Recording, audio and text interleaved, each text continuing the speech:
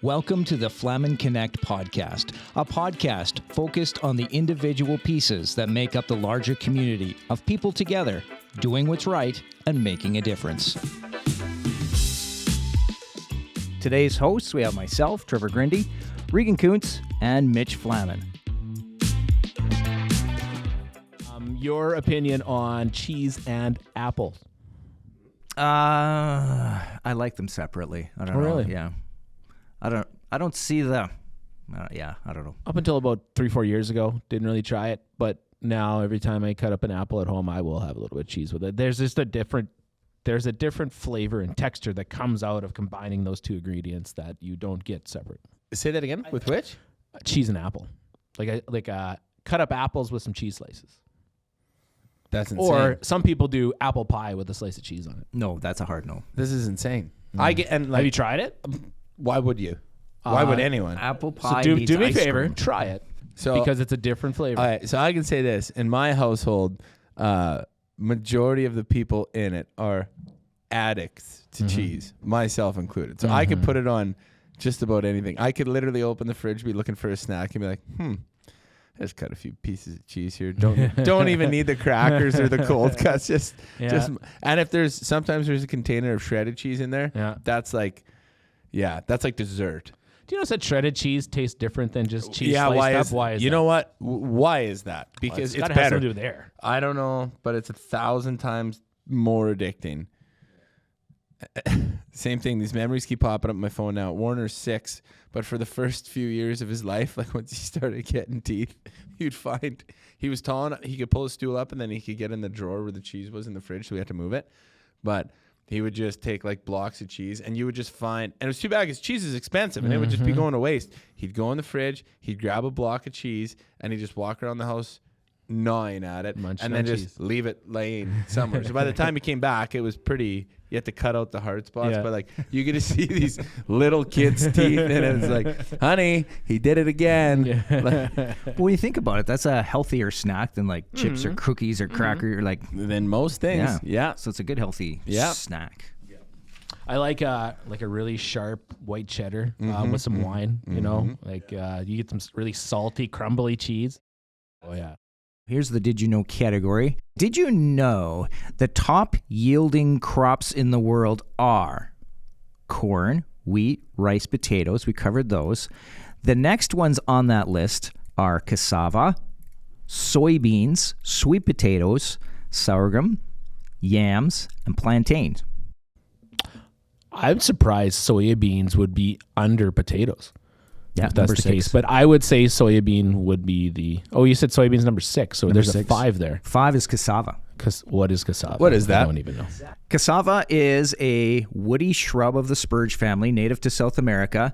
Although a perennial plant, cassava is extensively cultivated as an annual crop in tropical and subtropical regions for its edible starchy tuberous root. It's a major source of carbohydrates. Cassava is predominantly consumed in boiled form, but substantial qualities are also used to extract a cassava starch called tapioca, which is used for food, animal feed, and industrial processes. It's one of the most drought-tolerant crops capable of growing on marginal soils. Nigeria is the largest producer of cassava. Thailand is the largest exporter. Cassava is classified as either sweet or bitter. Both sweet and bitter varieties of cassava contain nutritional factors, antitoxins as well. The bitter varieties contain larger amounts, so they have to be produced or properly prepared before consumption. Improper preparation of cassava can leave enough residual cyanide to cause acute cyanide intoxication, goiters, partial paralysis, or even death. So one of the largest produced commodities in the world is toxic. Will kill you. Yeah, unless you do it like blowfish. Unless you produce it or prepare it properly, it's not healthy for you. And now you know. Okay, pop quiz. In 2001, the Saskatchewan rural municipality of Turtle River declared an agricultural state of emergency. The reason for this state of emergency was A, drought, B, floods, C, infestation of grasshoppers, D, infestation of gophers, E, infestation of turtles. Wow, it's either grasshoppers or gophers, I think. I'm going to go with gophers. Sorry, it might not be those. Reg, that's where my head's at. You pick. You guys tell me, is Turtle River by Turtle Lake? Is that geographically where we're talking here? Not answering this. Then I'm wrong. So then I'm going to be way off because if it's up north where I think it is, then it wouldn't be a grasshopper issue and it would either be gophers or potentially flooding. I will go with flooding. Flooding? Okay. So, yeah, the answer is gophers. There you go. Gophers, yes. The Richardson ground squirrel numbers were especially high through the prairies in 2001. Many farmers complaining that the rodents were devastating their crops. The municipality of Turtle River declared the agricultural state of emergency primarily as a means of calling attention to the problem in hopes of convincing politicians to do something about it. Interesting. Can we call a state of emergency here For those Richardson ground squirrels he's talking about that we have an abundance of? They scare the daylights out of you when they come out of like a piece of tubing or something like that. They do. Well, last year we had some in the building again, and Oh yeah. We some of us took the effort of bringing some fertilizer in from Trevor's sheep farm and making sure the soil was ready for a garden. Little did we know, after about 2 weeks of planting said garden, the gophers had decimated the Decimated. I see what you did there. Mm-hmm. Okay, it's time for Now You Know. It's where we talk to people, experts in the ag industry. Today we're going to talk about the importance of pH levels. So David, how does pH relate to the products we use in ag? pH is a baseball bat, right? You got basketballs, baseballs, and golf balls in a 55-gallon drum, and you change the pH a large distance over a short period of time. It's like hitting that trash can or that 55-gallon drum with a baseball bat, okay? Depending on how big the baseball bat is whether or not your balls fall out. Mm-hmm. Okay, so on the pH spectrum, there's goes from 0 to 14, and each unit is not one unit; it's a unit of 10. It's a logarithmic scale. So going from 6 to 7 is not one step; it's 10. Going from 6 to 8 is 100. Going from 6 to 12 is 10 to the 6. It's a million. How much is pH analyzed through either the fertilizer process or even from a herbicide application? And do you feel like it's something that should be looked at far greater than it is today? Absolutely. When you have two pieces on the pH spectrum that are leagues and leagues apart from each other, that's the essence of an acid-base reaction. So what you are creating in that situation is that if you have something that is a low pH unit, like a herbicide, we'll take Roundup for example, its pH is about 4 or 4.5.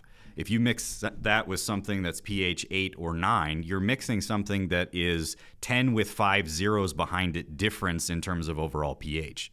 And so you're essentially mixing a weak acid with a weak base, and you're going to create a salt. You're going to create something that you may not have intended to make in the first place. Mm-hmm. And also as a result of that, you plug get booms, plug nozzles. Exactly. Exactly. And so the heat that's generated off of that as well. We experience that when we do acid-base reactions with our liquid fertilizer manufacturing, is that we are heating up because we're taking things that are highly alkaline and highly acidic, and we're mixing them together in a controlled fashion. But one of the things that does happen is that we increase our temperature dramatically when that is experienced. Mm-hmm. And imagine if you're doing that in a poly tank as a farmer. Yep. You run the risk of melting something that cost you money. Mm-hmm. Or having a big lump at the bottom of that tank and not the ability to get it out without cutting a hole in that tank. Exactly. Yeah. There's plenty of ways that you can turn something into plastic. Mm-hmm. Mm-hmm. It's really interesting stuff. Thanks a lot, David. We're going to move on to the last segment of our show today, and that's an interview with our special guest.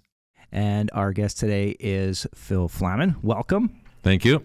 Now, the first thing that people are going to want to know that aren't really intimate with Flaman company or Flaman family is, where do you fit in the Flaman tree, the family tree?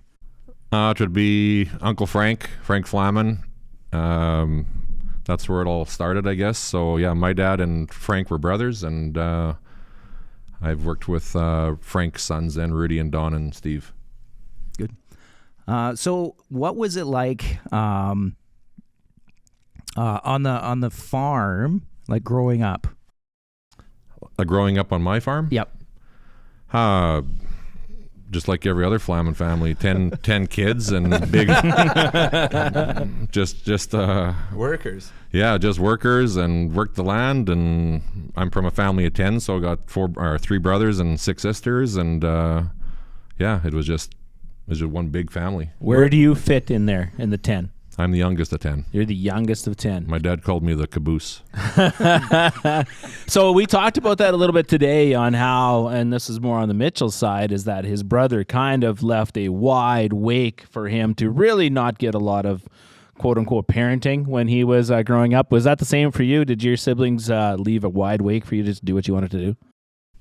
Well, yeah, I would have to say, because there was 3 oldest brothers and then 6 sisters and then me. Mm-hmm. So yeah, it was kind of like wide open for me after they had 6 girls in a row. So Did your sisters ever dress you up in like doll clothes and stuff because you were the youngest? no, I don't. They kind of left me alone with that kind of stuff.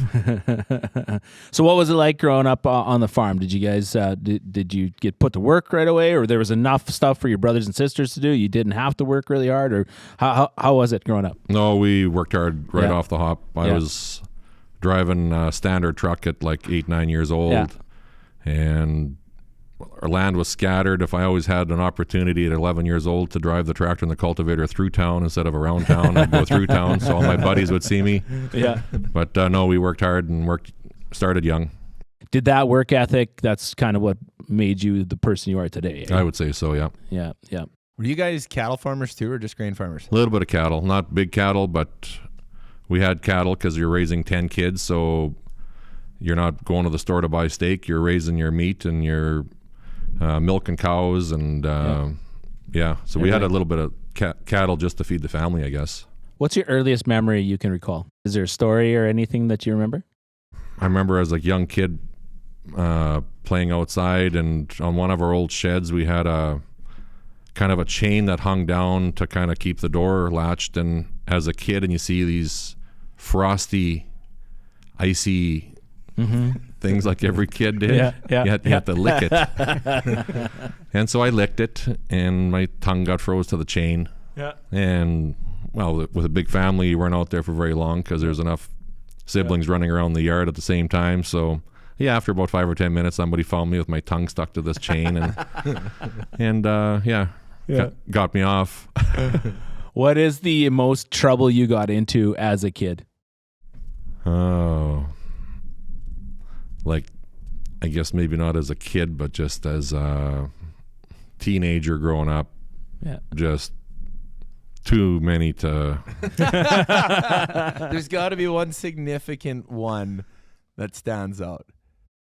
I guess getting caught stealing gas from a neighbor would be a pretty bad reprimand from my dad. Oh, yeah. That stealing gas from somebody that he knew, Yeah, and then getting caught doing it wasn't a good thing. absolutely. Yeah.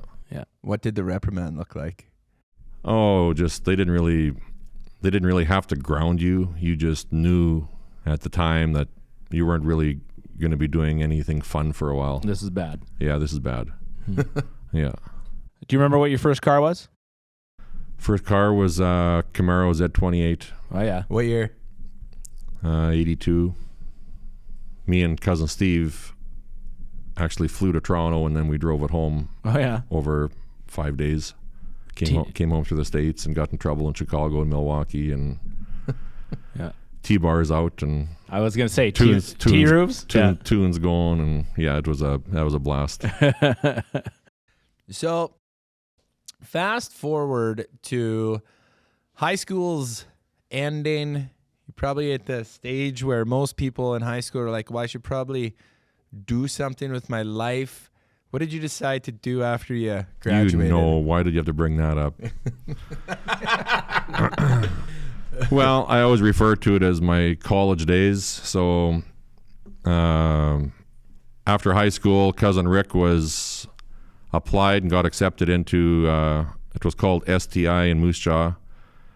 And I was just going to find work or do something. And probably about the third week of August, like 4 days before his school started in Moose Jaw, he just says, Phil, why don't you come to Moose Jaw with me and come to college? We called it college. It's a nice word. And I said, well, I didn't really even apply to anything or don't even really know what I'd be considering even taking. He said, well, let's just figure it out when we go. So as we're driving to Moose Jaw, we're going around Ring Road in Regina, half hour out of Moose Jaw now. I don't know. Radio and TV electronics, that sounds like something fun. I could just fix TVs and radios and yeah, let's do that. So went to Moose Jaw and I should have known right then and there that I was ended up going to be coming into sales because I went into that office, registration office, and I said I'd like to know what's going on if I'm starting school in 2 days. And she goes, well, what do you mean? I said, well, I just need to talk to your supervisor. And she goes, why do you need to talk to my supervisor? I said, because you're probably not the one that's going to be able to help me out through this. So what do you mean? Well, my cousin Rick sent his application in. I sent my application in the same time last March. He got accepted. He got a letter saying that he's going to school here, and I haven't heard sweet F from you guys. And I want to know if I'm going to school and if I got to rent a place and what's going on. School starts in 2 days. Well, sir, can I just please talk to your supervisor? No, I wasn't good enough. So then I told my story that I 2 or 3 times and finally got to the person that I wanted to talk to, and they're like, whoa, just slow down, sir. Like, let's look into this further, and we don't seem to have an application. I say, oh, for the love of God, now you can't find my application. Like, I sent it in March. I'd never sent in an application, by the way. So anyways, after about a half hour of yelling and screaming and exchanging words, stroked him a check for, I don't know what the hell it was, $500 or $1,000, and I'm going to radio and TV electronics. Right on. So then we go house or apartment hunting and found an apartment to stay in. And anyways, to kind of make a long story short, the radio and TV electronics thing didn't go very well because I quit before they kicked me out after 2 months. So is that making a long story short or just making a short story what it is? Yeah, it was pretty short, pretty short-lived. So I lived in Moose Jaw then for another month or two after that, while Rick still continued to go to school. He'd come home at lunch, and I'd be sitting on the couch having a beer, watching the soaps. And I got to bed like at 4 a.m, and he'd be, I'm having so much fun, and he's going to school. So after about another month, then Rick quit. So then that was right after that. Got a few little odd jobs, and then my dad was driving past Uncle Frank's business or whatever, and says, "Rudy, Don, can you help my boy out? He needs a job. He needs to do something with his life. So can you help him out?" And so that's kind of where it all started. Then with Flaman Sales started working in the yard, and after a couple of years, and just got into the sales.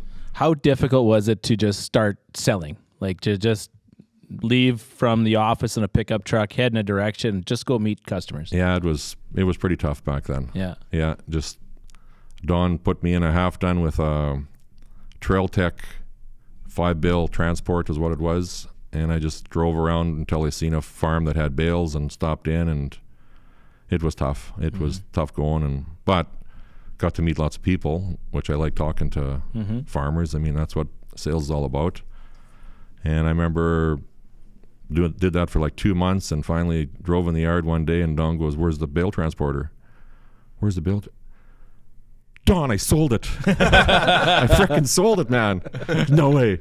Yeah, so I was pretty pumped. Yeah, had 20,000 miles on it, but you sold it. Oh yeah, lots of stops. Yeah, that's awesome. What Tell me the feeling you get when you do make a sale. Like, do you generally get excited when this happens, or is it just old news to you, or how do you just keep the juices flowing still after this time? It still gives you a pretty good high. Yeah. The guy's got goosebumps just talking about it. Look at him. Yeah. No, it doesn't matter if it's a $10,000 deal or a $100,000 deal. It's the same rush. It's the same. You did something good for your customer. You're not just taking his money for something. You're hoping to improve his farm by what I offered him, and it's still a rush, still a high after all these years.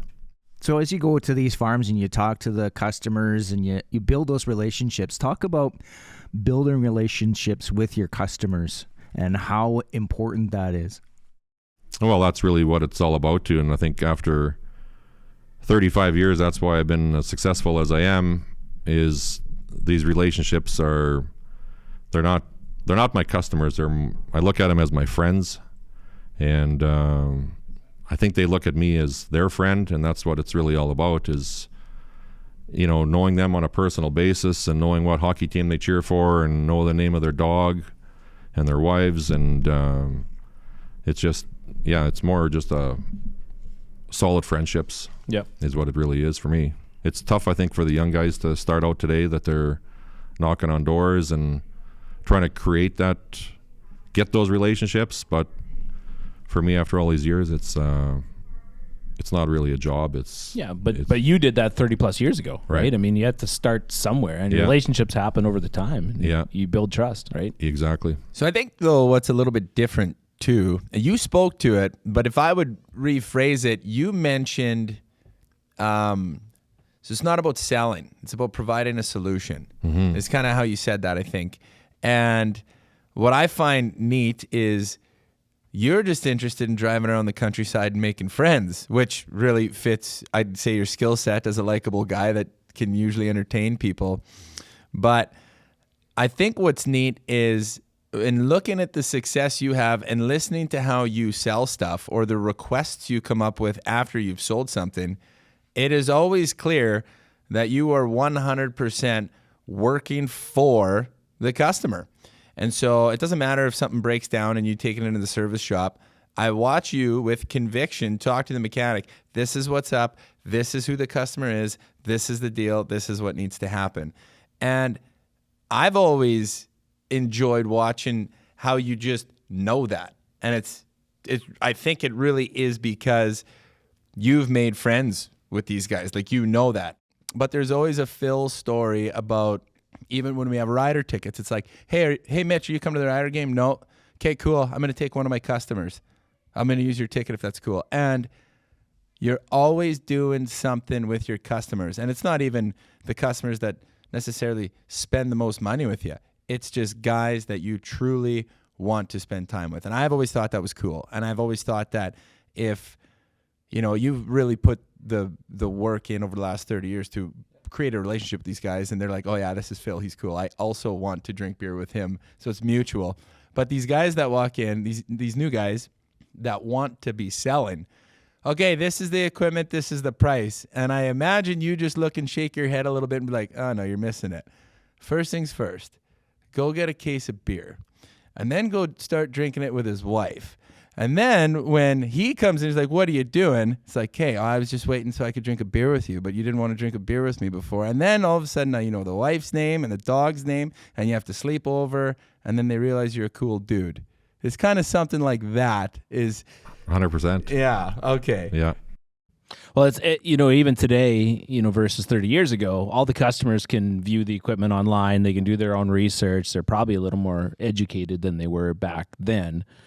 But at the end of the day, people still buy from people, right? And I don't think anybody at this table would have bought something from somebody they do not trust, right? So you do a very good job, and you set the example for the young guys of setting the tone and building trust with the customer to make the sale easy.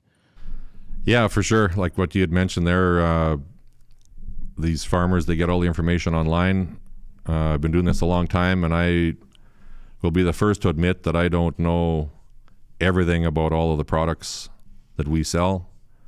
And that's why I'm still coming to all these sales meetings after all these years, because today I'm still learning stuff. Yeah.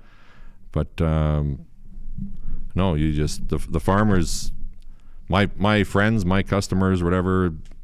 If they know what they're after, they've already done a lot of the homework online. They know what they want. All I ask for is the opportunity. Don't get every deal.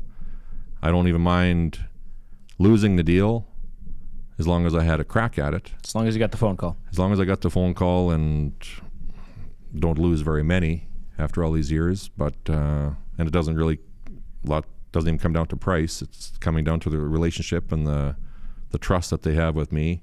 They know they're not getting they're getting good product, but they also know what they're getting the next day, which is service and what comes with it with the Flaman name. Speak to culture and the difference that Flaman is making in regards to company culture, and how do you represent that to your customers? I think just when you say culture, I think it's just the Flaman name just speaks for itself. You know, when Uncle Frank started the company back in '59, that's where the culture started. And the name, I think, just kind of speaks for itself. Like, they know that if you're dealing with Flaman and they're dealing then with me, they know what they're getting themselves into.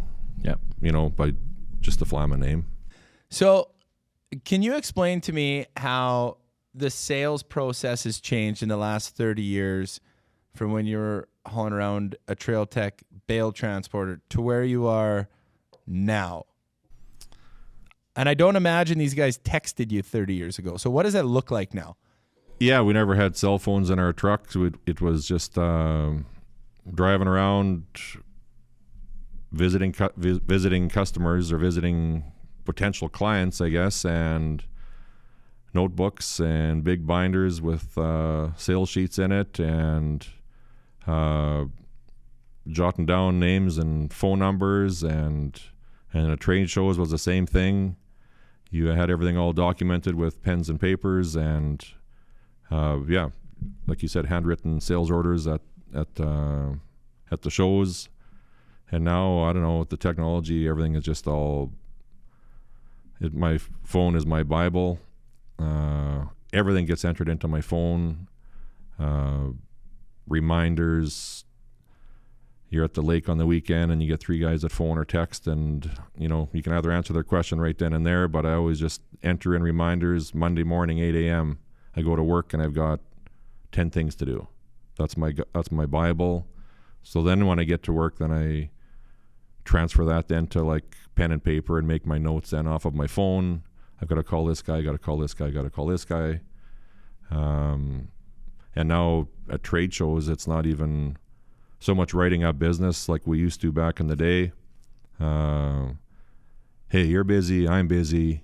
Just continue on and go walk down the street and go sit in combines or look at tractors or whatever you have to do here today, but I'm going to come out next week and I'm just going to come for a visit. And then that's how taking them from step 1 to step 2 to step 3. You know, like Uncle Frank would always say, why do you got to give them a price on the first phone call? You know, become their friend, and you know, that's how it was that's how things have changed now, is just not going for the gusto right when I was young and trying to get the check on the very first phone call or the very first. So it's yeah. I got a quick question. You had mentioned a couple of times about your Uncle Frank would be Mitch's grandpa. What is some of the stories you recall about Frank as you started selling? What kind of advice or direction did he give you? Well, I just learned from the best, I think, because Uncle Frank's door was like growing up, working in the yard. Uncle Frank was still living in the old farmhouse there, and whatever truck driver would come in with a load of bins, and then, well, where are you going? Come on in for dinner. And customers would come and pick up their bins, and they would come to the office and have a cold beer or have a sandwich. And I'm just thinking, well, this is kind of cool. Like, look at Uncle Frank. That's must be another one of his buddies. Well, it wasn't his buddy. It was his customer, but his customers became his buddies. Yep. And that's just the way Uncle Frank treated his customers. I think then Rudy and Don fell into those footsteps, and then I fell into their footsteps. Yeah. I think that's The customer service side of the business. Are there stories about Frank like flying parts up to like Hudson Bay or Nipawin or areas like that, and he would end up staying a day or two and then flying home? Well, I just heard of those stories because I would go to a customer's place 20 years later. What's Frank up to these days? You know, that crazy bugger, he landed on the gravel road here and he brought me some parts or whatever. And you heard that. I heard that story like 100 times. Yeah. From 100 different people. From 100 different people from all over the province. That crazy bugger, he flew under those power lines and he landed on the road and drove his plane into the yard, and like that's pretty wild. That's cool. That's cool. I remember I was in Alberta and I pulled in this yard and this guy's talking to me. Oh, so your last name is Flaman? Yep. So I assume Frank must be your grandpa then. I said, yeah. And he points over to the shop, and clearly, like, there was an upper window in the shop. It was a nice shop, big shop. And so it had like a second level, and he just pointed to it and he says, 18 years ago, your grandpa came here, and he had to sleep on that bedroom up there. And I was like, yeah, well, 18 years later, we'll see, I guess, if I have to sleep over here too or not. But Phil, what are you passionate about? Passionate about sports and traveling. And lots of people know this, but I want to visit every NHL rink in the league. And I do a sports trip every year. Lots with buddies. There's about 3 trips that I am including my wife in, which would be like Vegas, New York, and Nashville. Mm-hmm. And so my wife got to come with me on my sports trip 2 weeks ago to Nashville. Nice. So took in a hockey game, and that was my 18th rink so far out of 32. And I want to do every rink, and the last one that I'm going to see is Montreal. Yeah. Because I don't care for them. Well, I was going to ask you, is there one rink that you're really looking forward to? I hate the Habs, and that's 12 rinks to go, so that'll be 54, 64, be about 66 years old. And I kind of always said it jokingly when I started these sports trips that Montreal will be my last, and I hopefully on that last year when I have to go to Montreal, I die of a heart attack. But now we're getting actually closer to the end here, and that only takes me to like 66, so I hoping I'm going to be living now by then, and we'll just have to do the last Montreal trip, I guess. But. right on. Okay. Well, thanks for joining us today, Phil. Thanks, Phil. Thanks for having me. Thank you for listening to Flaman Connect. For Mitch Flaman and Regan Kunz, I'm Trevor Grinde. Join us next time. Talk to you soon.